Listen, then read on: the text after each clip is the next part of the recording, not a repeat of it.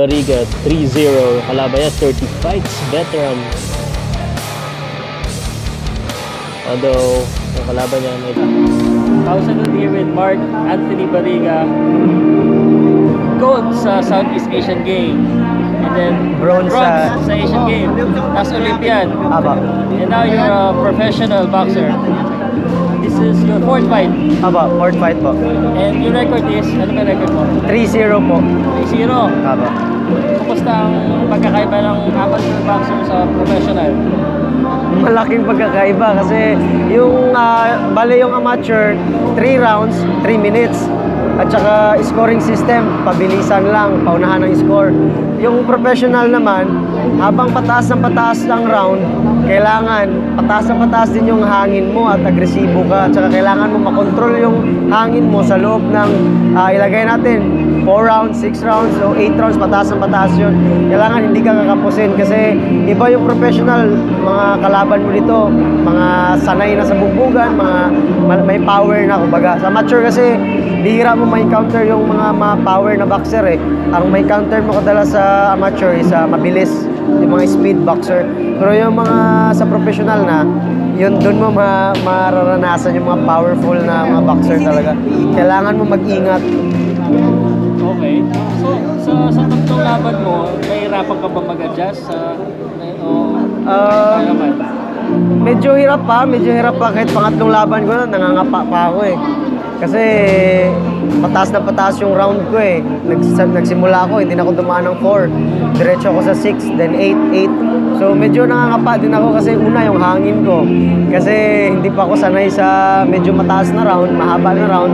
Pero actually nabibigyan naman ng nahanapan naman ng paraan pagdating na sa ring. Marami mga style na nagagawa. Nahanapan ng paraan. 8 rounds ba doon? 8 rounds to po. Ano yung kalaban mo, tinig yung record, hindi na masyadong maganda. Ano ba sa tingin mo sa laban na to?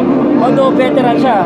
Veterans talaga po, 39. So, ang dami laban eh. 39 fights, tapos yung iba, puro Thailand. Kinakabahan ka ba? Normal lang. Kasi as a boxer, normal yung kaba, pero hindi ganun talaga kakaba. Yung normal lang na kaba, yung konting ano lang. Sa tingin mo, kaya mo? Kaya naman, kahit naman na mahirapan tayo, kahit pa paano, mahanapan natin ng paraan para manalo sa laban. So, Ingat lang. Ingat lang talaga. Ingat lang. Natama ka na ba ng malakas na suntok? Maraming beses na, pero siyempre, nakokontrol din kasi nagbubulangan din natin. Minsan, natatamaan tayo ng malakas. Siyempre, kailangan mo gawa ng gulang. Kailangan mo magawa ng panggugulang para hindi ka bumagsak. Hanap ka ng paraan para makaiwas ka sa sitwasyon na gano'n. Hindi ko na-check yung yung laban mo. Alam ko tatlong panalo. Knockout tayo, nag-decision. Decision lahat po. Decision lahat. Yung isa, yung last technical knockout kasi na-headbutt ako eh. 5 rounds. Sa tingin mo ba kailangan pa improve yung lakas? Kasi yun yung dapat kong improve talaga yung power ko kasi yung bilis, yung technique, scientific fight, meron na tayo eh kasi galing to sa amateur fight. Kailangan na lang yung power. Yun yung dinidevelop namin sa gym pero di naman ako nag-expect na bumagsak o may bagsak na mangyari. Basta sa akin, laro ko, gagawin ko sa babaw ng ring. Under ka kay Joven, kumusta si Sir Joven Mendes sa promoter? The best.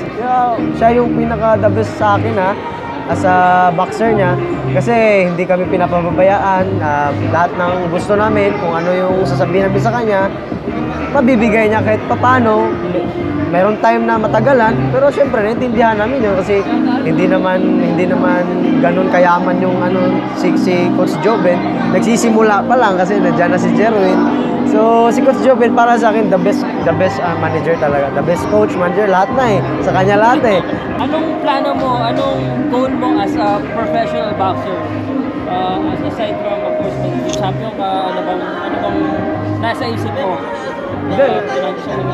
Ang gusto ko lang mangyari talaga yung maging successful ako dito sa pinili ko. Kasi unang-una, napakahirap na ipagpalit ko yung pagiging sundalo ko.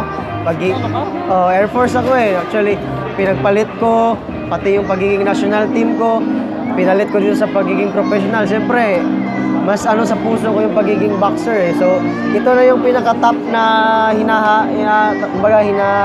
gusto kong marating. Ito na yung pinaka-top kasi una, gusto kong maging national team.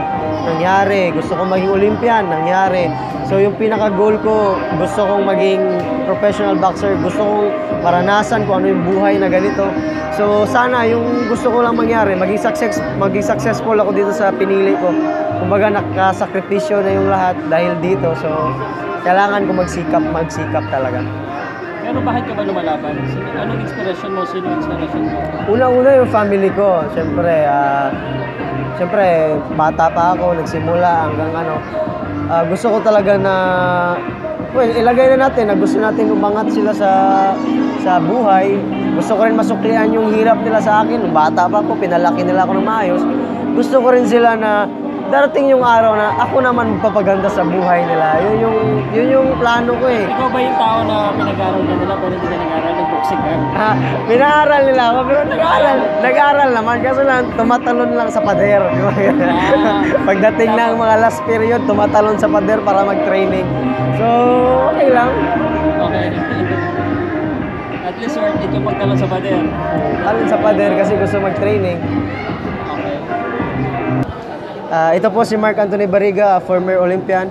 Kung gusto niyo po ng update sa mga sports or boxing, punta lang po kayo sa paucast.net. Yun, perfect.